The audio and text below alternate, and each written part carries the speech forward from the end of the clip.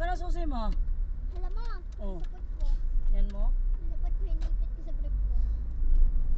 Balik ka na. Diretso na kayo at ako mag-ano sa dalawa sa may gate. Maglalakad na lang ako pa uwi kasi para ma-exercise ako, kakain ko pa naman. Mapinyutin. Huwag na kayo magpera. Sige na, mama. Pag nai-stress ako, pag bigyan mo ng pera, dadaan pa dyan sa maliliit na tindahan dyan. Natakot Kaya ka nga. na. Yan lang, ma. Go na, wala akong pera dito. Yung ulit yung 5. Oh, 5, thank you. Assalamualaikum. Assalamualaikum. Hmm. Bye-bye. Ako na mo may pauwi, ah. Oh.